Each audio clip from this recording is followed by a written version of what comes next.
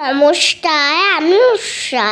অনেকদিন পরে এসেছি রান্না ঘরে। সহজে শর্টকাটে চকলেটে পুর ভরা পাউরুটি পিঠে বানাবো। খুব গরম পড়েছে, তাই তাড়াতাড়ি রান্না ধরে নেব। পাউরুটিটাতে দই দই করে প্রথমে কেটে নিলাম।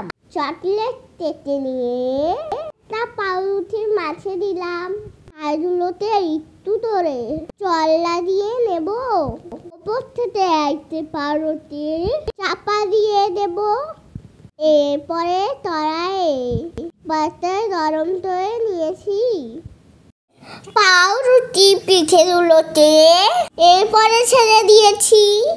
উল্টে পাল্টে লাল লাল করে ভেজে আমি নেব। কড়া যখন হয়ে যাবে নামিয়ে আমি নেব। এইভাবে পাউরুটি পিঠে ভেজে তোমরা নিও। ছোট ছোট বন্ধুদের টিফিনে বানিয়ে দিও।